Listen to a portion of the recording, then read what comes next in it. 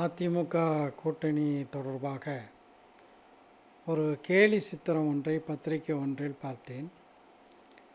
அதில் அண்ணா திராவிட முன்னேற்றக் கழகத்தில் அண்ணாவை அடித்துவிட்டு அமித்ஷா திராவிட முன்னேற்றக் கழகம் என்று மாற்றப்பட்டதாக அந்த கேலி சித்திரத்தில் வரையப்பட்டிருந்தது. 1999ஆம் ஆண்டு ஜூலை 4ஆம் தேதி எங்களுடைய தமிழ்நாடு முஸ்லீம் முன்னேற்றக் கழகம் சென்னை கடற்கரையில் முஸ்லீம்களின் வாழ்வுரிமை மாநாடு நடத்தியது. அந்த மாநாட்டில் உரையாற்றிய அன்றைய அதிமுகவினுடைய பொதுச் செயலாளர், முன்னாள் முதலமைச்சர் மரியாதைக்குரிய செல்வி ஜெயலலிதா அவர்கள், முன்பு ஒரு முறை நான் பாஜகவுடன் கூட்டணி வைத்து கொண்டேன், அது மாபெரும் தவறு, இனி ஒருபோதும் அஇஅதிமுக பாஜகவுடன் கூட்டணி வைக்காது என்று லட்சக்கணக்கான மக்களுக்கு மத்தியிலே பிரகடனம் செய்தார். ஆனால் அம்மாவுடைய வழியில் நடப்பதாக சொல்லிக்கொள்ளக்கூடிய எடப்பாடி பழனிசாமி அவர்கள் அதிமுகவினுடைய பொதுச் செயலாளராக நீண்ட காலம் முதலமைச்சராக இருந்த செல்வி ஜெயலலிதா அவர்களுடைய அந்த வாக்கை பொய்ப்பிக்கக்கூடிய வகையில் இன்று பாஜகவுடன் கூட்டணி வைத்திருக்கிறார்.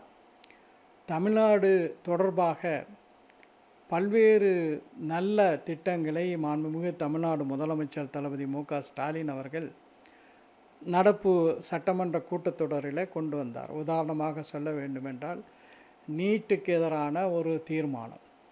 அந்த தீர்மானத்தில் பாஜகவை தவிர அனைத்து கட்சியினரும் அந்த தீர்மானத்தை ஆதரித்தார்கள். ஆனால் அதிமுக ஆதரிக்கவில்லை.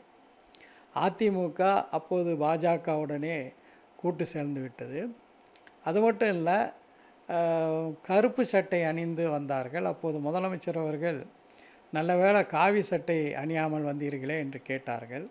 இன்று காவி சட்டை அணியக்கூடிய அளவுக்கு பாஜகவுடன் அதிமுகவை ஒன்றிணைக்கக்கூடிய, அதிமுகவினுடைய கொள்கைகளை எல்லாம் அடகு வைக்கக்கூடிய ஒரு நிலையை தான் எடப்பாடி பழனிசாமி எடுத்திருக்கிறார்.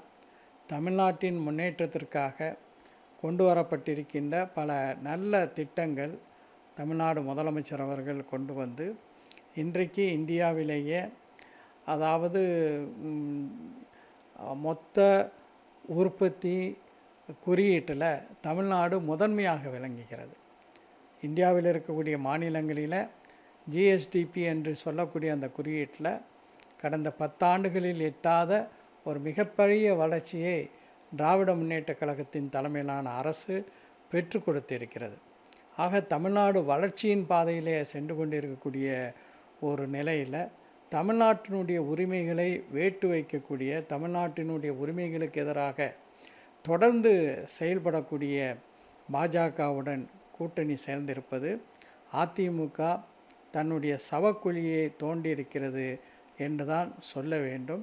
நிச்சயமாக தமிழ்நாட்டு மக்கள் வரக்கூடிய சட்டமன்ற தேர்தலில் உறுதியாக அதிமுக பாஜக கூட்டணி ஒருபோதும் வெற்றி பெற முடியாது. திராவிட முன்னேற்றக் கழகத்தின் தலைமையிலான கூட்டணி அபாரமான வெற்றியை பெறும். அதற்கான ஒரு முன்னுரையாக பாஜக அதிமுக கூட்டணி அமைந்திருக்கின்றது என்று நான் சொன்னால் அது மிகையாகாது.